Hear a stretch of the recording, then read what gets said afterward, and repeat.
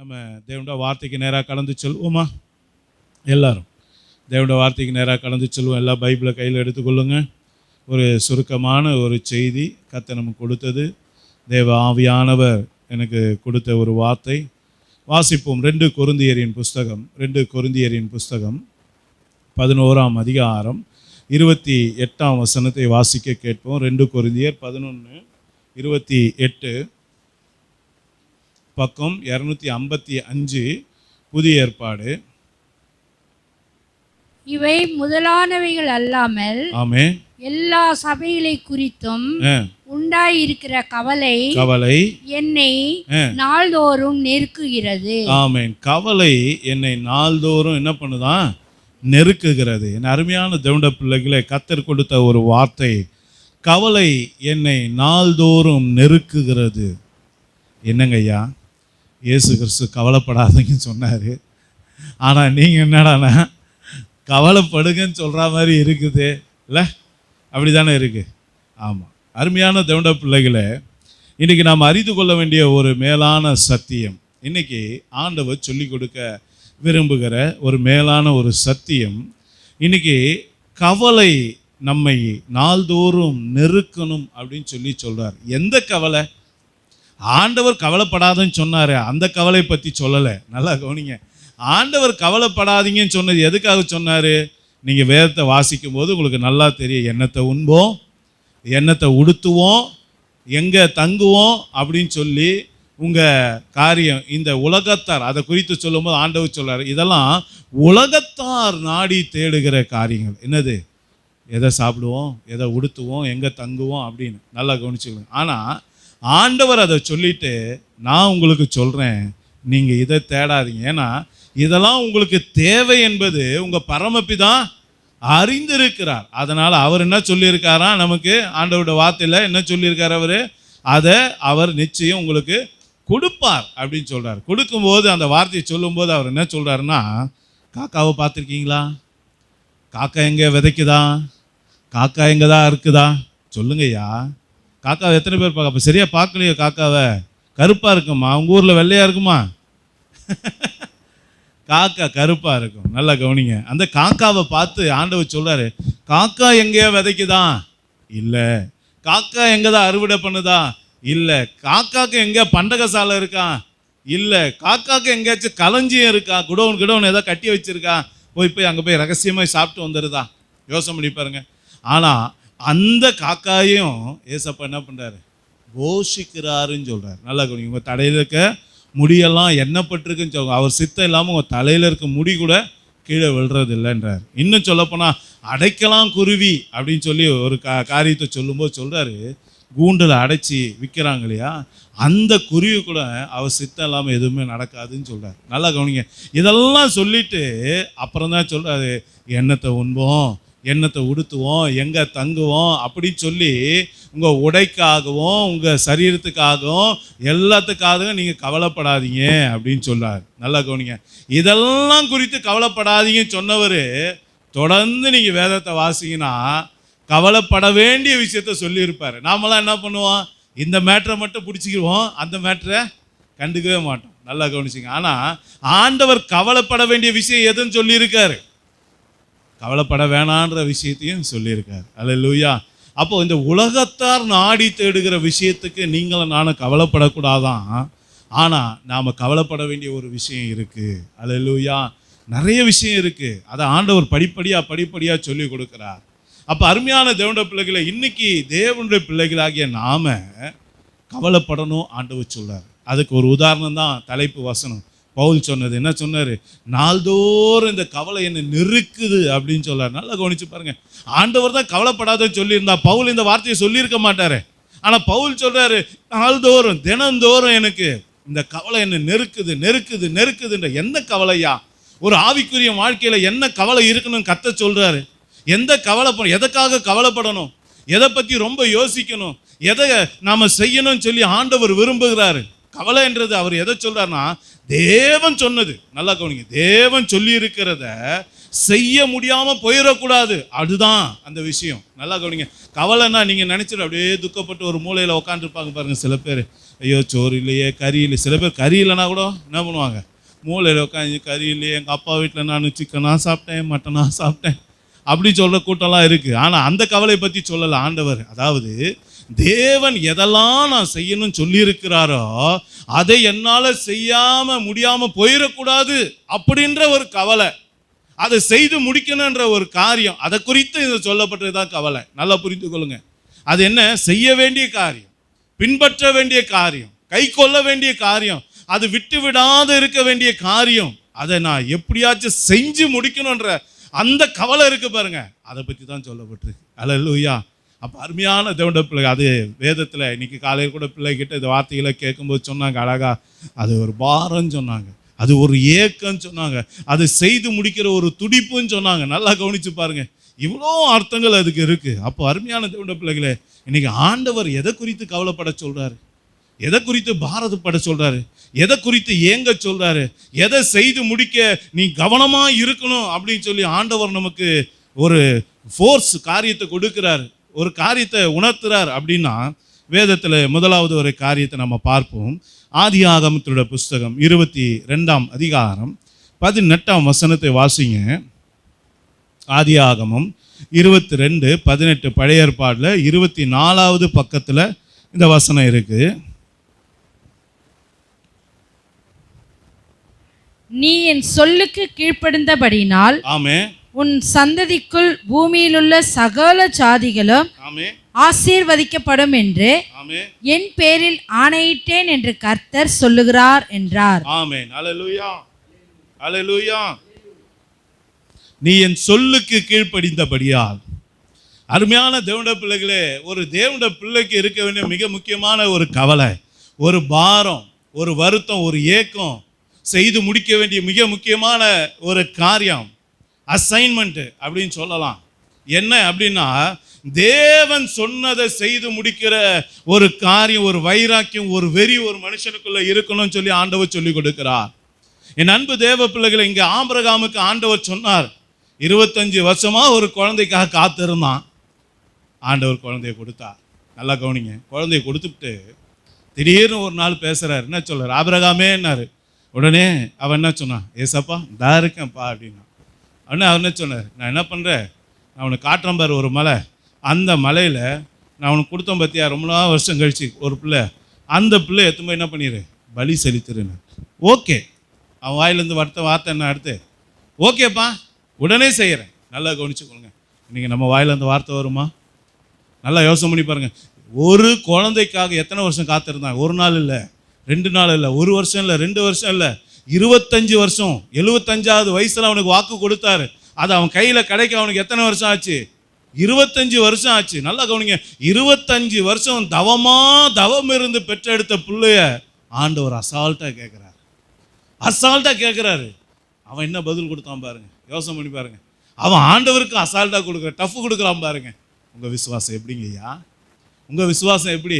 ஆண்டவர் கேட்டால் எதையும் கொடுக்க தயாராக இருக்கீங்களா? எதை கேட்டாலும் கொடுப்பீங்களா? யோசனை பண்ணி பாருங்க. இங்கே ஆபிரகாம்கிட்ட கேட்டாரு, கேட்டவனே எஸ்ன்னு சொன்னான் பாருங்க.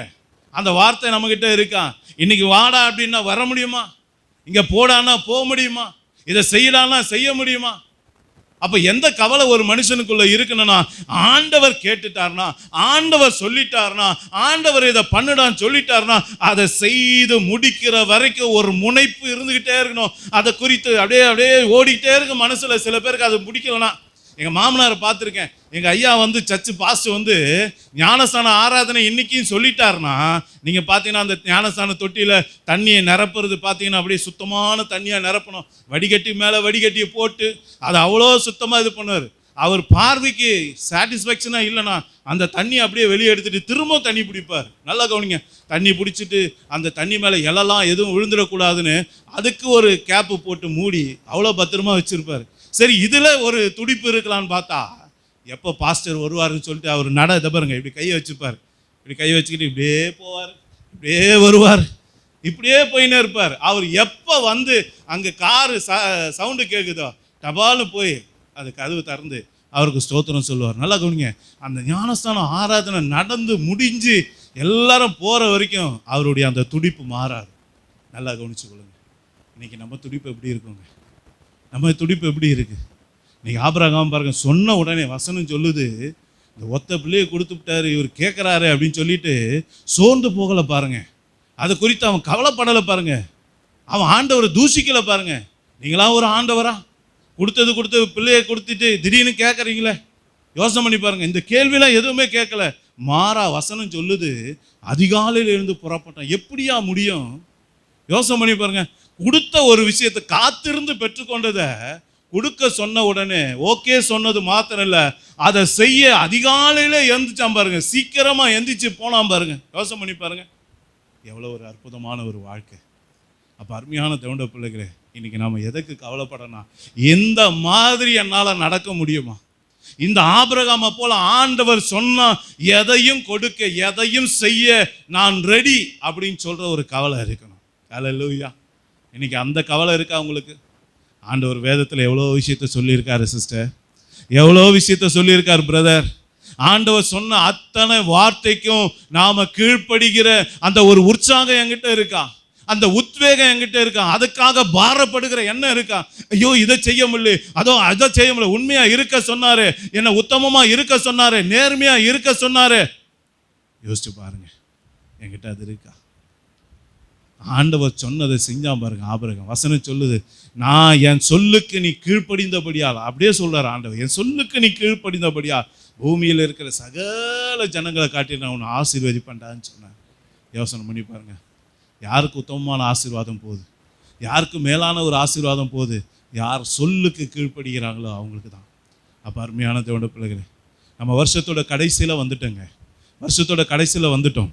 இது வரைக்கும் கூட நிறைய நேரங்களில் நம்ம ஆண்டவர் எவ்வளோ சொன்னாலும் கேட்காத செவிட்டு விரியனை போல இருந்திருக்கலாம். நல்லா கவனிங்க, எவ்வளோதான் ஊதுனாலும் இந்த விரியன் பாம்புக்கு மட்டும் காதையே கேட்காதான். நல்லா கவனிச்சிங்க. அந்த மாதிரி இவ்வளோ நாள் இருந்துட்டா கூட ஜஸ்ட் இன்னைக்காச்சும் ஆண்டவர் சொல்றார், என் பிள்ளையே, என் மகனே, என் மகளே, இன்னைக்காச்சும் என் சொல்லு கீழ்ப்படிவே அப்படின்னு கேட்குறேன். நல்லா யோசனை பண்ணி பாருங்க. இன்னைக்காச்சும் கீழ்ப்படியை ஒப்பு கொடுப்போமா? இன்னைக்காச்சும் ஆண்டவர் நமக்கு வேதத்தில் எழுதி கொடுத்துருக்கிறத கை கொள்ள நம்ம ஒப்பு கொடுப்போமா? இன்னைக்காச்சும் நம்ம சர்ச்சில் கொடுக்குற மெசேஜுக்கு கீழ்ப்படியை ஒப்பு கொடுப்போமா? இன்னைக்கா நம்ம ஊழியக்காரர் மூலமா ஆண்டவர் கொடுக்குற எச்சரிப்பின் சத்தத்துக்கு கீழ்ப்படியை ஒப்பு கொடுப்போமா? இன்னைக்காக வேதத்தை வாசிக்க நம்மளை ஒப்பு கொடுப்போமா? இன்னைக்காக நம்ம ஜெபிக்க ஒப்பு கொடுப்போமா? இன்னைக்காக குடும்ப ஜெபத்தை ஏறெடுக்க ஒப்பு கொடுப்போமா? இன்னைக்காச்சும் தனி ஜெபத்தில் இருக்க ஒப்பு கொடுப்போமா? யோசனை பண்ணி பாருங்க. எதுவுமே செய்யாம மண்ணு மாதிரி இருக்கவா கர்த்தர் அழைச்சார். அப்படி இருக்குன்னா நம்ம இங்கே வர வேண்டிய அவசியமே இல்லை. அல்லேலூயா. அதுக்கு நமக்கு அங்கங்கே கல்லறை தோட்டம் கட்டி வச்சிருக்காங்க. அல்லேலூயா. இங்கே வந்தால் ஏதாச்சும் செய்யணுங்க கர்த்தருக்காக. கர்த்தருக்காக ஏதாச்சும் அந்த வைராக்கி இருக்கணும், ஒரு உழுக்கணும். பவுலுக்குள்ள பற்றி எரியிற அந்த அக்கினி நமக்குள்ள எரிய வேணாவா? அவர் சொல்லிட்டாருன்னா அதை செய்யணுன்ற ஒரு முனைப்பு நமக்குள்ள வேண்டாமா? யோசனை பண்ணி பாருங்க. அப்போ தேவ பிள்ளைக்கு இருக்கக்கூடிய முதல் கவலை எதை இருக்கணும்? முதல் ஏக்கம் எதுவாக இருக்கணும்? எந்த பாரம் மகனை ஊழியக்காரனை தேவனுடைய பிள்ளைகளை சபையின் பிள்ளைகளை அசைக்கணும்னா, பற்றி எரியணும்னா, ஆண்டவருடைய வார்த்தையின்படி செய்யக்கூடிய ஒரு காரியம் நம்மகிட்ட இருக்கணும். அல்லேலூயா. இரண்டாவது ஒரு காரியத்தை ஆண்டவர் சொல்றார். வாசிப்போம். சங்கீதம் 42, சங்கீதம் 42 4ஆம் வசனத்தை வாசிங்க. சங்கீதம் 42:4, பக்கம் 696, பக்கம் 696, சங்கீதம் 42:4. முன்னே நான் பண்டிகையை ஆசரிக்கிற ஜனங்களோட கூட நடந்து கூட்டத்தின் களிப்பும் துதியுமான சத்தத்தோட தேவாலயத்திற்கு போய் வருவேனே. இவைகளை நான் நினைக்கும் போது என் உள்ளம் எனக்குள்ளே உருகுகிறது. யாரோட உள்ள உருகுது? தாவீதோட உள்ள உருகுது. நல்லா கவனிச்சு பாருங்க. கூட்டத்தில் களிப்பும் துதியுமான சத்தத்தோட தேவாலயத்துக்கு நான் போய் வருவேனே. அந்த சத்தத்தை என்னால கேட்க முடியாம என்னால இருக்க முடியல. சபைக்கு போகாம என்னால இருக்க முடியாது. ஆராதனைக்கு போகாம என்னால இருக்க முடியாது. தேவனை துதிக்காம என்னால இருக்க முடியாது என்ற கவலை உங்களுக்குள்ள எனக்குள்ள இருக்கா? யோசனை பண்ணி பாருங்க. இங்க தாவீது சொல்றான், ஆராதனை வீரன் சொல்றான், கர்த்தருடைய இருதயத்துக்கு ஏற்ற தாசன் சொல்றான், தேவனுடைய தீர்க்கதரிசி சொல்றான். என்ன சொல்றான்? ஐயா, ஆராதனைக்கு போகாம என்னால இருக்க முடியாது. எப்போ ஆராதனை வரும், எப்போ விடியும், எப்போ என் தேவனுடைய ஆலயத்துல காலை வைப்பேன்னு சொல்லி எனக்குள்ள அந்த கவலை பற்றி எரியுது ஐயான்னு சொல்றான். அந்த துடிப்பு எனக்குள்ள அதிகமா இருக்கையா, அந்த ஏக்கம் அதிகமா இருக்கையான்னு சொல்றான். யோசனை பண்ணி பாருங்க. சரி, இந்த மனுஷன் தான் அப்படி சொல்றான். நல்லா கவனிங்க. செத்து போகக்கூடிய ஒரு சூழ்நிலையில இருக்கிறான் ஒருத்தன். யாரு? எசேக்கியா ராஜா. அந்த எசேக்கியா ராஜா என்ன சொல்றான் பாருங்களேன். ஏசாயா தீர்க்க தரிசன புஸ்தகம், ஏசாயாவின் தீர்க்க தரிசன புஸ்தகம் 38ஆம் அதிகாரம் 22ஆம் வசனத்தை வாசிங்க. பக்கம் 844 பழைய ஏற்பாடு. ஏசாயா 38:22. அப்பொழுது எசேக்கியா தான் கர்த்தருடைய ஆலயத்துக்கு போவதற்கு அடையாளம் என்னவென்று கேட்டிருந்தான். நல்லா கவனிச்சுங்க. அந்த சூழ்நிலை, அந்த வசனத்துக்கு முன்னாடி வாசிங்கன்னா என்னன்னா, அவன் செத்து போயிடுவான்னு சொல்லிட்டாரு தீர்க்கதரிசி. ஏற்கனவே நம்ம இந்த வசனத்தை தியானம் பண்ணியிருக்கோம். நல்லா கவனிங்க. செத்து போயிடுவேன்னு சொல்லிட்டாரு தீர்க்கதரிசி. இவன் உடனே செவர்பரமா திரும்பி என்ன பண்றான்? கதறி அழுகுறான். நல்லா கவனிங்க. கதறி அழுத உடனே ஆண்டவர் என்ன பண்ணாரு? இவன் ஜெபத்தை கேட்டாரா? கேட்டு எந்த தீர்க்கதரிசி நீ செத்து போடான்னு சொன்னானோ அதே தீர்க்கதரிசி திரும்ப வந்து என்ன சொன்னான்? உனக்கு 15 வருஷத்தை ஆண்டவர் கூட்டி கொடுப்பாருன்னு சொன்னான். நல்லா கவனிங்க. இவன் என்ன கேட்டான் தெரியுங்களா? என்ன கேட்டான் கேளுங்க. நான் அரண்மனைக்கு போகணும், நான் வீட்டுக்கு போகணும், என் பொண்டாட்டியை பார்க்கணும், என் பிள்ளையை பார்க்கணும், என் ஆடை அம்பாரத்தை பார்க்கணும். அப்படியா கேட்டான்? அவன் என்ன கேட்டான்? நீங்க எனக்கு ஜீவனை கொடுத்தேன்னு சொன்னீங்களே, ஜீவனை கொடுத்தா நான் தேவாலயத்துக்கு போகணும், அதுதான் எனக்கு அடையாளமா போகணும். நல்லா கவனிங்க. உயிரை கொடுத்தாலும் எது மேலதான் அவங்க ஆசை? தேவாலயத்தின் மேல தான். அதனாலதான் இன்னைக்கும் யூதர்கள் எது மேல துடிப்பா இருக்காங்க? தேவாலயம் கட்டணும், தேவாலயம் கட்டணும், தேவாலயம் கட்டணும். நல்லா கவனிங்க. பவுல் நிருபத்தில் எழுதும்போது சொல்ல பாருங்க, இஸ்ரவேலர் பலிபடுத்தியே கட்டிக்கிட்டு இருப்பாங்க, பலிபடுத்த கட்டி பிடிச்சிப்பாங்க, விடவே மாட்டாங்க. நல்லா யோசனை பண்ணி பாருங்க. தேவனுடைய ஆலயத்தின் மேல அவ்வளோ பற்றுதல் அவங்களுக்கு, தேவ சமூகத்தின் மேல அவ்வளோ பற்றுதல். அதனாலதான் மோசே சொன்னாரு, ஏசப்பா எங்க கூட நீங்க வரலன்னா இந்த இடத்தை விட்டு எங்களை கூட்டிட்டு போகாதீங்க அப்படின்னு சொன்னான். நல்லா கவனிங்க. ஏன்னா தேவ பிரசன்னம் தான் என் பலம், தேவ சமூகம் தான் என் பலம், அதுதான் என்னுடைய சக்தி, அதுதான் என்னுடைய அபிஷேகம், அதுதான் என்னுடைய காரியம். ஜீவன் என்று சொல்லி வாழ்ந்தவங்க தான் பரிசுத்தவாங்க.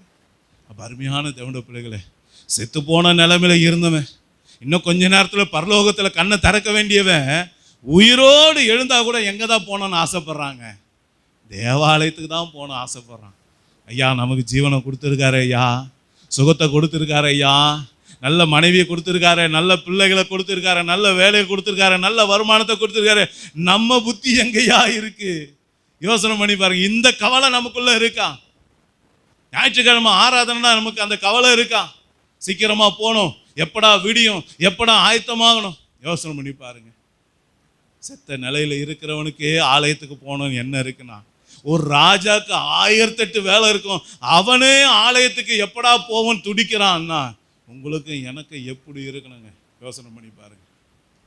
அப்போ இன்னைக்கு நம்முடைய உள்ளத்தில் இருக்க வேண்டிய இரண்டாவது பாரம், கவலை, துக்கம், ஏக்கம் எதுன்னா, தேவனுடைய சமூகத்தை தேடுவதில் நம்ம எப்போதும் கவனமாக இருக்கணும், கவலையாக இருக்கணும். அது மேலே ஒரு ஏக்கம் இருந்துக்கிட்டே இருக்கணும். தேவ பிரசன்னத்து மேலே, ஜபத்து மேலே, தேவ சமூகத்து மேலே யோசிச்சு பாருங்க. 2 காரியம். கடைசியாக ஒரு காரியத்தை பார்த்து நம்ம ஜெபிப்போம். ஆதியாகமம் 34:30 வாசிங்க. ஆதியாகமம் 34:30 பக்கம் 45 பழைய ஏற்பாடு. அப்பொழுது யாக்கோபு சிமியோனையும் லேவியையும் பார்த்து இந்த தேசத்தில் குடியிருக்கிற கானானியரிடத்திலும் பெரிசியரிடத்திலும் என் வாசனையை நீங்கள் கெடுத்ததினாலே, போதும், என் வாசனையை நீங்கள் கெடுத்ததினாலே. மூன்றாவது, ஒரு தேவனுடைய பிள்ளையோட வாழ்க்கையில இருக்க வேண்டிய மிக முக்கியமான ஒரு ஏக்கம், ஒரு காரியம், எதிர்பார்ப்பு, இதை செய்து முடித்தே ஆக வேண்டும் என்ற ஒரு முனைப்பு எதுல இருக்கணும்னா, என் அருமையான தேவனுடைய பிள்ளைகளே, என் வாசனையை நான் எந்த சூழ்நிலையில கெடுத்துக்கொள்ள மாட்டேன். என் சாட்சியை நான் கெடுத்துக்கோ. வாசனைனா வேற ஒன்றும் இல்லை, உங்க சாட்சி, உங்க சாட்சி உள்ள வாழ்க்கை. நீங்க நினைக்காதீங்க என்னை யாரும் பார்க்கலன்னு. ஐயா, ஊர்ல அவன் வீட்டை பார்க்கறத விட உங்களை பார்க்கறதா ஏன் அவனுக்கு வேலை அதிகம். எதிர் வீட்டில் இருக்கும், கரெக்டாக சிமியோன் எப்போ கிளம்புறாரு பார்ப்போம். பக்கத்து வீட்டில் இருக்கும், தமிழ் எப்போ போகிறான் பார்ப்போம். தமிழ் என்ன போட்டிருக்கான், என்ன எந்த வண்டியில் வரான், எப்பட்றா இவனுக்கு இது கிடைச்சி. அவன் வீட்டில் சோறு பொங்கல்னா கூட உங்கள் வீட்டு பிரியாணி மோப்பத்தை பிடிச்சி இது எப்பட்றா அப்படின்னு பார்ப்பான். நல்லா கவனிச்சு பாருங்க. இன்னைக்கு அப்படிதான் இந்த உலகம் இருக்கு. ஆனால் அதன் மத்தியில் உன் சாட்சி என்ன, உன் வாசனை என்ன, நீ எந்த வாசனை வீசுற? ஜீவ வாசனையாகிய இயேசு கிறிஸ்துவை வெளிப்படுத்துகிற ஒரு வாழ்க்கை என்கிட்ட இருக்கா? இல்லை நானும் உலகத்தான் தாங்க, சர்ச்சுக்கு போகும்போது மட்டும் வெள்ளை சட்டை போட்டுப்பாங்க, வீட்டுக்கு வந்துட்டா நானும் அவனும் வேற இல்லை, நாங்கள் 2 பேர் கூட்டாளி தான். இல்லைங்க, வேறு பிரிக்கப்பட்ட ஒரு வாழ்க்கை, வேறு பிரிக்கப்பட்ட ஒரு வாழ்க்கை இருக்கணும். உன் பேச்சில் நீ கிறிஸ்தவன்றது தெரியணும், உன் பார்வையில் கிறிஸ்தவன் தெரியணும். நல்லா கவனிங்க, ஆண்டவர் பாவத்தை குறித்து சொல்லும்போது என்ன சொன்னார் தெரியுங்களா?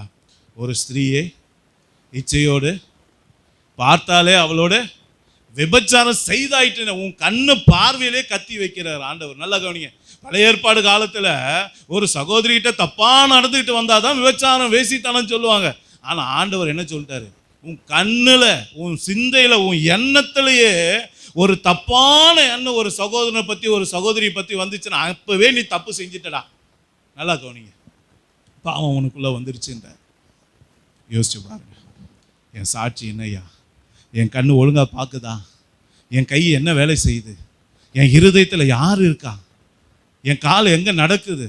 நான் யாரோட ரொம்ப பேசுகிறேன்? எதை பற்றி அதிகமாக யோசிக்கிறேன்? யோசிச்சு பாருங்க ஐயா, யோசிச்சு பாருங்க, யோசிச்சு பாருங்க. ஒரு ஊழியக்காரர் ஒரு சாட்சி சொன்னாருங்க ஐயா. ஞாயிற்றுக்கிழமை அடுத்த நாள் திங்கக்கிழமை அவருக்கு ஃபைனல் எக்ஸாம், எம்ஏவோ எம்காமோ படிக்கிறாங்க. அந்த ஃபைனல் எக்ஸாம் எழுத போகிறாரு. இவர் வாலிப வயசில் ஒரு தீர்மானம் எடுத்தாரா, என்னன்னா ஞாயிற்றுக்கிழமை ஆராதனை பைபிளை தவிர ஓய்வு நாளில் என்ன பண்ண மாட்டேன், வேற எந்த புஸ்தகத்தையும் நான் வாசிக்க மாட்டேன் அப்படின்னு ஒரு தீர்மானம் எடுத்துட்டார். ஆனால் மனுஷன் ஊழியம் செய்கிறதுனால புக்கே எடுத்து படிக்கலை. நல்லா கவனிச்சு கொள்ளுங்க. அடுத்த நாள் எக்ஸாம், ஒன்றும் தெரியாது.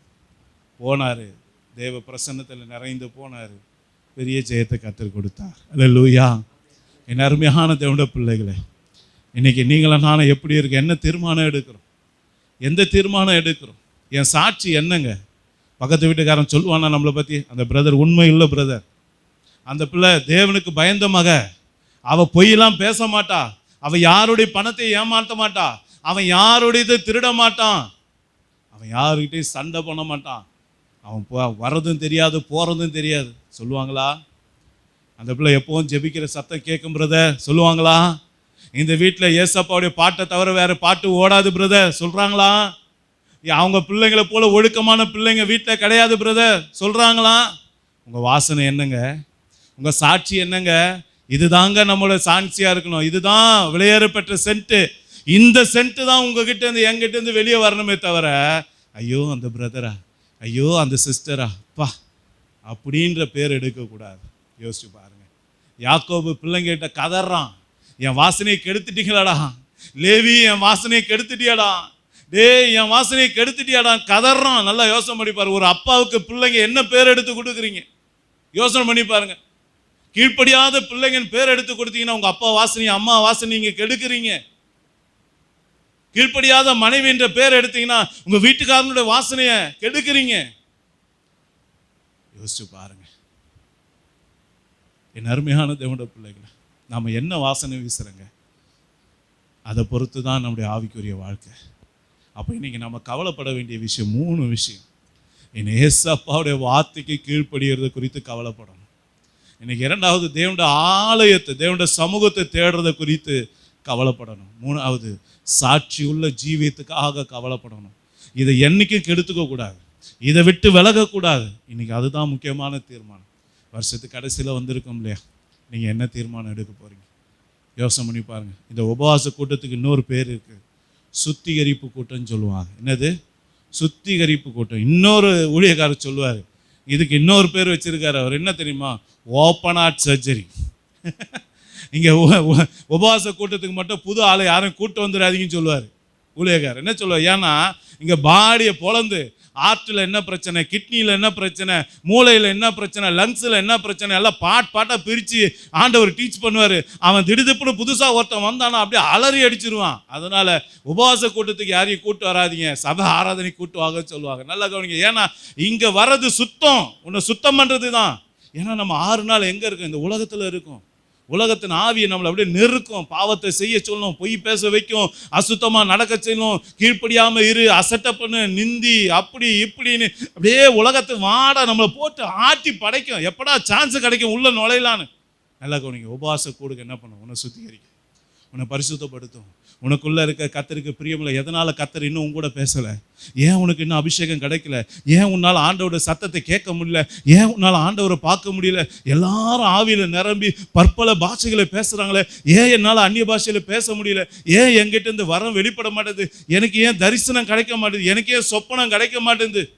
ஏன் என்னால் ஒரு சந்தோஷமான வாழ்க்கை, ஒரு சமாதானமான வாழ்க்கை வாழ முடியல? எல்லாம் தெரியும். கர்த்தர் உனக்கு வெளிப்படுத்தி கொடுப்பா. உன்கிட்ட இருக்க கர்த்தருக்கு பிரியமில்லாததை காட்டி கொடுப்பா. நீ செய்ய வேண்டியதை உனக்கு போதிப்பா. நீ எதை ஃபாலோ பண்ணணும், எதை விட்டு விடணும் சொல்லி கொடுப்பார். இதுதான் உபவாச கூட்டத்தோட மேன்மை. அப்போ இன்னைக்கு நமக்கு ஆண்டவர் காட்டி கொடுக்குறார். வருஷத்தோட கடைசியில் வந்திருக்கும். ஆண்டவருடைய வருகை வெகு சமீபம். இன்னைக்கு நாம் செய்ய வேண்டிய ஒரு காரியம், நம்முடைய உள்ளத்தில் எப்போதும் பற்றி எரிய வேண்டிய ஒரு நெருப்பு, என் ஆண்டவருடைய வார்த்தைக்கு கீழ்ப்படினுங்க. வேதத்தில் நீங்கள் ஈசாக்கை பற்றி வாசிச்சிங்கன்னா, ஆண்டவர் அவங்ககிட்ட ஒரு வார்த்தையை சொல்லிட்டார். என்ன சொன்னார்? உங்கள் அப்பா ஆபிரகாம் என் வார்த்தைக்கு கீழ்ப்படிஞ்சு நடந்தது போல நீ என் வார்த்தைக்கு கீழ்ப்படிஞ்சு நடந்தா நான் உன்னை ஆசீர்வதித்து உன்னை பெருக பண்ணுவேன் அப்படின்னு சொல்லிட்டார். சொல்லிவிட்டு டெஸ்ட் வைக்கிறார். என்ன வைக்கிறார் தெரியுமா? ஆபிரகாம் காலத்தில் உண்டான பஞ்சத்தை போல இப்போ ஒரு பஞ்சம் உண்டாயிடுச்சு. நல்லா கவனிங்க. பஞ்ச காலத்தில் அவனுக்கு டெஸ்ட்டை பார்த்தீங்களா? என் சொல்லுக்கு கீழ்ப்படிஞ்சு பஞ்சம் எங்கே பற்றி எரிஞ்சுக்கினுக்குதோ, அதிகம் உச்சப்பட்ட பஞ்சத்தினால் பாதிக்கப்பட்ட ஊரில் நீ இங்கே இருன்ற யோசனை பண்ணி பாருங்க. ஐயா, சோறு இல்லைன்னா ஆண்டவரோட வார்த்தை கீழ்ப்படிய உங்களால் முடியுமா? ட்ரெஸ் இல்லைன்னா இருக்க முடியுமா? யோசனை பண்ணி பாருங்க. ஈசாக்கு இருந்தான், கர்த்தர் சொன்னபடி அதே பஞ்ச பூமியில் வறுமை தான், சோத்துக்கு வழி இல்லை தான், ஆனாலும் இருந்தான். கர்த்தர் அவனுடைய உத்தமத்தை பார்த்தார், கீழ்ப்படிதலை பார்த்தார். அவன் விதைச்சான், 100 மடங்கு பலனை நினைச்சான். நல்லா கவனிங்க. யாருக்கும் தண்ணி கிடைக்கல, ஆனால் அவனுக்கு கீழ்ப்படிஞ்சவனுக்கு கிடைக்குது. சொல்லுக்கு கீழ்ப்படிஞ்சவனுக்கு கிடைக்குது. ஐயா, யோசனை பண்ணி பாருங்க. அந்த காலத்தில் இந்த பரிசுத்தவான்களுடைய கவலைலாம் என்ன தெரியுங்களா? கர்த்தருக்கு எப்படி பிரியமா வாழ்வது, கர்த்தருடைய சத்தத்துக்கு எப்படி கீழ்ப்படிவது, கர்த்தர் எதை கேட்பார், என்ன செய்வார், இப்படி தாங்க வாழ்ந்தாங்க. ஒரு வசனத்தை உங்களுக்கு காட்டி கொடுக்குறேன் பாருங்க. 1 சாமுவேலின் புஸ்தகம் 15:35 வாசிங்க. 1 சாமுவேல் 15:35 வாசிங்க. பக்கம் 360 பழைய ஏற்பாடு. சவுல் மரணம் அடையும் நாள் மட்டும் சாமுவேல் அப்புறம் அவனை கண்டு பேசவில்லை. இஸ்ரவேலின் மேல் சவுலை ராஜாவாக்கினதற்காக கர்த்தர் மனஸ்தாபப்பட்டது நிமித்தம் சாமுவேல் சவுலுக்காக துக்கித்து கொண்டிருந்தான். நல்லா கவனிச்சிங்களா? தீர்க்கதரிசியா முத ஏசப்பா விரும்பி ஒருத்தனை ராஜாவாக்குனாரு. அவன் ராஜாவாக்குன நோக்கத்தை மறந்து கர்த்தருக்கு பிரியமில்லாத வாழ்க்கையை வாழ்ந்ததுனால கர்த்தர் மனஸ்தாபப்பட்டார். என்ன சொன்னார்? இந்த சவுலை ஏண்டா நான் ராஜாவாக்குனேன்னு சொல்லி கர்த்தர் வேதனைப்பட்ட போது அந்த சத்தத்தை கேட்ட சாமுவேலால தாங்க முடியல. அவ கதறி அழுகுறான். நல்லா கவனி பாருங்க. சவுலுக்காகவும் அழுகுறான், கர்த்தருடைய துக்கப்படுத்திட்டானே அப்படின்னு சொல்லி கர்த்தருடைய மன இருதயத்துல அந்த சவுலின் நிமித்தம், அவருடைய உள்ளத்துல இருக்கக்கூடிய அந்த பாரத்து நிமித்தம் பார்த்த சாமுவேல் என்ன பண்றான்? ஐயோ, கர்த்தரை துக்கப்படுத்திட்டானே இந்த சவுல், கர்த்தருக்கு பிரியமில்லாததை செஞ்சிட்டானே இந்த சவுல்னு சொல்லி. நல்லா கவனிங்க. அன்னைக்கு வாழ்ந்த தீர்க்கதரிசி எதுக்காக கவலைப்பட்டாங்க பார்த்தீங்களா? கர்த்தருக்கு பிரியமானதை செய்யறதுக்காக கவலைப்பட்டாங்க. கர்த்தர் துக்கப்பட்டா அவங்க துக்கம். நல்லா கவனிங்க. கர்த்தர் சந்தோஷப்பட்டா அவங்க சந்தோஷப்பட்டாங்க. இன்னைக்கு இந்த சிந்தை நம்மகிட்ட இருக்காங்க. யோசனை பண்ணி பாருங்க. கர்த்தருக்கு பிரியமானது செய்கிற சிந்தை, எது என் ஏசப்பாவுக்கு பிரியமோ அதை தான் நான் செய்வேன், அந்த சிந்தை இருக்கா? அன்னைக்கு இருந்த பரிசுத்தவான்களுக்கு அதுதான் இருந்தது. அவங்களோட கவலைலாம் அதுதான். ஏசப்பாவுக்கு எது பிடிக்குமோ, ஏசப்பாவுக்கு எப்படி நடந்தா பிடிக்கும், ஏசப்பாவுக்கு எப்படி பேசுனா பிடிக்கும், ஏசப்பாவுக்கு எந்த இடத்துல உட்காந்தா பிடிக்கும், ஏசப்பாவுக்கு எந்த இடத்துல நின்னா பிடிக்கும், ஏசப்பாவுக்கு எங்கே நடந்து போனால் பிடிக்கும். இப்படி பார்த்து பார்த்து வாழ்ந்தவங்க தான் இன்னைக்கு நீங்களும் நானும் வேதத்தில் படிக்கிற தேவனால் எடுத்து வல்லமையான பயன்படுத்தப்பட்ட பாத்திரங்க. அல்லேலூயா. இன்னைக்கு நீங்கள் அந்த மாதிரி ஆக வேணாவா? நீங்கள் ஒரு தாவீதா மாற வேணாவா? நீங்களும் ஒரு சாமுவேலா மாற வேணாவா? நீங்களும் ஒரு ஆபிரகாமா, ஈசாக்கா, யாக்கோபா மாற வேணாவா? என் அன்பு தேவ பிள்ளை, ஒரு தீர்மானம் பண்ணுவோமா? எல்லாரும் எழும்பி நின்று கண்களை மூடி, இன்னைக்கு நாம் எடுக்க போகிற தீர்மானம் என்ன? நாம் எடுக்க வேண்டிய தீர்மானம் என்ன? உங்கள் உள்ளத்தில் உண்மையான கவலை இதுவாக தான் இருக்கணும். உங்கள் உள்ளத்தில் இருக்க வேண்டிய மிக முக்கியமான பாரம் இதுவாக தான் இருக்கணும். புருஷனை பற்றின கவலை தூக்கி முதல்ல போடுங்க. பொண்டாட்டியை பற்றின கவலையை தூக்கி முதல்ல தூரமாக போடுங்க. உங்க படிப்பை பத்தின கவலை, உங்க எதிர்காலத்தை பத்திய கவலை தூக்கி தூரமா போடுங்க. இன்னைக்கு இருக்க வேண்டிய தேவனுடைய பிள்ளையோட உள்ளத்துல பற்றி எரிய வேண்டிய ஏக்கம், பற்றி எரிய வேண்டிய சிந்தை இதுதான். ஏசப்பாவுடைய சத்தத்துக்கு நான் உண்மையா செவி கொடுக்கிறேனா? பிரதர் சொல்லுங்க பிரதர். ஒருவேளை ஏசப்பா உங்களை பார்த்து கேட்டார்னா, என் மகனை என் சொல்லுக்கு நீ கீழ்ப்பணிஞ்சியா அப்படின்னு கேட்டானா நீங்க என்னங்க சொல்லுவீங்க? அவர் கேட்டார்னா நீங்க என்னங்க சொல்லுவீங்க? அவர் கேட்டார்னா நீங்க என்ன சிஸ்டர் சொல்லுவீங்க? என்ன பிரதர் சொல்லுவீங்க? நான் செஞ்சம்பா சொல்ல முடியுமா உங்களால? ஆபிரகாம் சொல்லலைங்க, செஞ்சு காட்டினாங்க. ஆண்டவர் அவனை பத்தி சொன்னாரு, நீ என் சொல்லுக்கு கீழ்ப்படிஞ்ச அப்படின்னு சொன்னார். இன்னைக்கு ஏசப்பா உங்களை பார்த்து அப்படி சாட்சி சொல்லுவாரா? என் பிள்ளை என் வார்த்தைக்கு உண்மையா கீழ்ப்படிவான்னு சொல்லுவாரா? என் மகன் உண்மையா கீழ்ப்படிவான்னு சொல்லுவாரா? உங்க சாட்சி என்னங்க சிஸ்டர்? உங்க சாட்சி என்ன பிரதர்? உங்க சாட்சி என்ன? நீங்க கர்த்தர் இடத்துல பெற்றுக்கொண்ட சாட்சி என்ன? நீங்க எதுக்காக கவலைப்படுறீங்க? கவலைப்பட வேண்டிய மிக பிரதானமான விஷயமே இதுதானே. அதனாலதான் ஆண்டவர் சொன்னார், முதலாவது தேவனுடைய ராஜ்யத்தின் நீதியை தேடுங்கள், பிற்பாடு இவை யாவும் கூட கொடுக்கப்படும். நீ இதை தேடனா அது உனக்கு கிடைக்கும். என் அன்பு தேவ பிள்ளையே, நீங்க என்ன செய்ய போறீங்க? உங்க கவலை என்ன? உங்க எலும்புல இதை பற்றி எரியணும்ல. இது வரைக்கும் எரியலனால இன்னைக்கு எரிய உங்களை ஒப்பு கொடுக்கணும்ல. வருஷம் வருஷம் வருஷம் போய்கிட்டே இருக்கு, இன்னும் கீழ்ப்படியல. இன்னும் ஒரு அசட்டை, இன்னும் ஒரு நீர்விசாரம், இன்னமும் நம்முடைய ஜென்ம சுபாவம் சாகல. நம்ம ரட்சிக்கப்பட்டது யோசிச்சு பாருங்க. உங்க ரட்சிப்பை குறித்து கரிசனையா இருக்கீங்களா? தேவ பிள்ளையே, இன்னைக்கு உன்னுடைய கவலை எது? நகையை பத்தின கவலையா? புடவைய பத்தின கவலையா? வீட்டுல டிவி இல்ல, கார் இல்ல, பைக் இல்ல, அதை பத்தின கவலையா? யோசிச்சு பாருங்க, உங்க கவலை என்னங்க? உங்க கவலை எதுவா இருந்தாலும் அதை எடுத்து போடுங்க. அது இல்ல, உலகத்தார் தேடுகிறதை தேடாதீங்க. இன்னைக்கு தேவனுடைய பிள்ளை உள்ளத்துல இருக்க வேண்டிய மிக முக்கியமான கவலையே இதுதான்.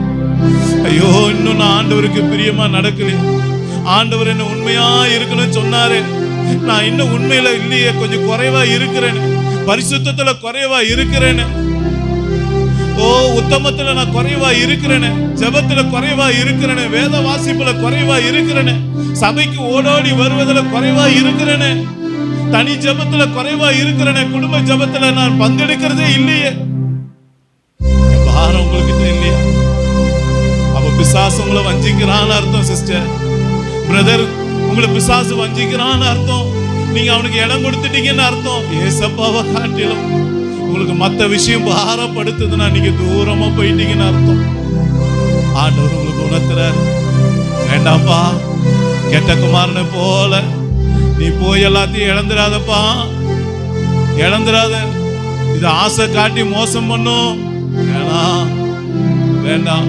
ஆண்டவருக்கு கூப்பிடுற, வந்துரு தம்பி, தங்கச்சி வந்துரு, பிரதர் வந்துருங்க, சிஸ்டர் வந்துருங்க. கர்த்தர் உங்களுக்கு அழைப்பு கொடுக்கிறார்.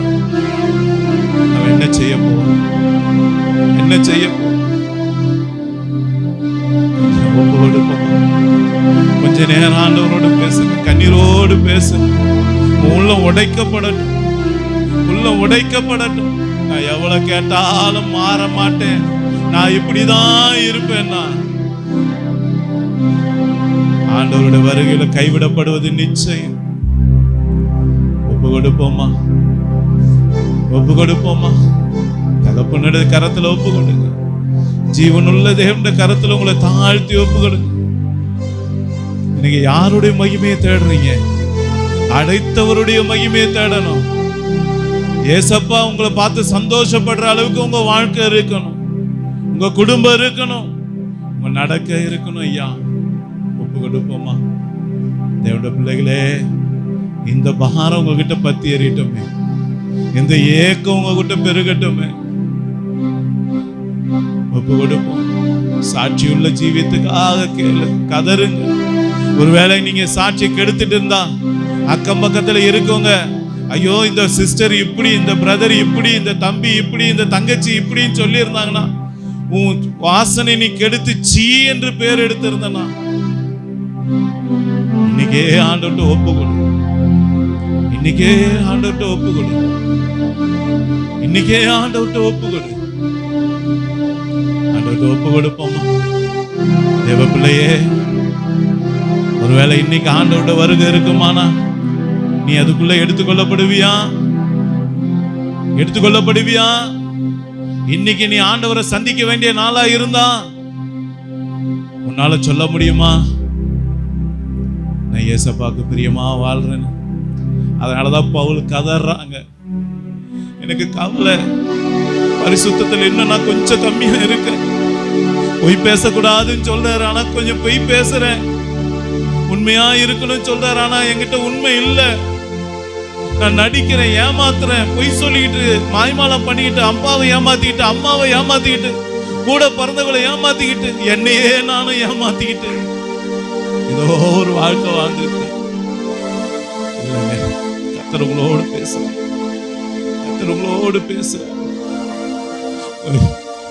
தினந்தோறும் இந்த கவலை உங்களை நெருக்கட்டுங்க. தினந்தோறும் இந்த கவலை உங்களை நெருக்கட்டும். இந்த எண்ணம் பத்தி எரியட்டுமே. கொஞ்சம் ஒப்பு கொடுங்க பிரதர், கொஞ்சம் ஒப்பு கொடுங்க சிஸ்டர், கொஞ்சம் உங்களை ஒப்பு கொடுங்க. ஆண்டவர் நம்ம மேல இறக்கப்பட்டு இந்த வார்த்தையை கொடுத்திருக்கிறார். தயவு பாராட்டி இந்த வார்த்தையை நம்ம கொடுத்திருக்கிறார். ஏன் ஆசீர்வாதமா இல்லை?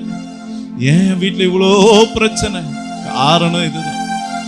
நாம எதுக்கு கவலைப்படணுமோ அதை விட்டுட்டு ஒண்ணுலாத விஷயத்துக்கு கவலைப்பட்டுக்கிட்டு இருக்கோம். கவலைப்பட வேண்டியதே இதுதானே. நித்திய ஜீவனை கொடுப்பதே இதுதானே. நித்திய வாழ்வை கொடுப்பது இதுதானே. அவரை போல மாற்றுவது இதுதானே. பரலோகத்துக்கு கொண்டு போவது இதுதானே. இதுக்கு கவலைப்படாம, இதை பத்தி யோசிக்காம, இதை பத்தி சிந்திக்காம, இத மேல கவனம் செலுத்தாம எதையோ கவனிச்சுக்கிட்டு எங்கேயோ நம்ம கவனத்தை சிதறடிச்சுக்கிட்டு இருக்கோம். அன்பு தேவ பிள்ளையே, கொஞ்சம் மனம் திரும்ப மாட்டியா? கொஞ்சம் உள்ளத்துல இந்த காரியத்துக்கு இடம் கொடுக்க மாட்டியா? கர்த்தரோடு பேசுற, கர்த்தரோடு பேசுற, கர்த்தரோடு பேசுற. ஒப்பு கொடுப்போம். நம்ம ஒப்பு கொடுத்து செபிப்போம். நம்ம ஒப்பு கொடுத்து செபிப்போம். எல்லாரும், இது உங்களுக்கும் ஆண்டவருக்கும் உண்டான நேரம். நீங்க ஒரு தீர்மானம் எடுங்க. நீங்க ஒரு தீர்மானம் எடுங்க. என் சகோதரனை ஒரு தீர்மானம் எடுங்க. என் சகோதரியை தீர்மானம் எடுங்க. வாலிப தம்பி தங்கச்சி, நீங்க ஒரு தீர்மானம் எடுங்க.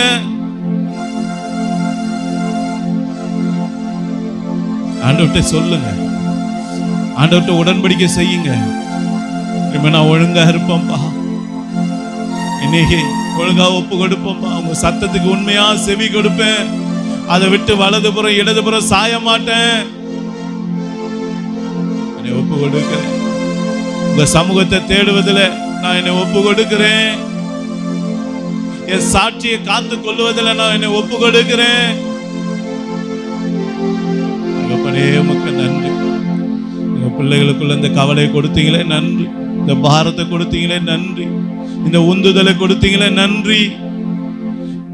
இந்த எழுப்புதலின் தீய பற்ற வைத்திரே இன்றைக்கு நன்றி ராஜா, நன்றி ராஜா, நன்றி ராஜா. நீங்க எங்க பிள்ளைகளை காத்து கொள்ளுங்க.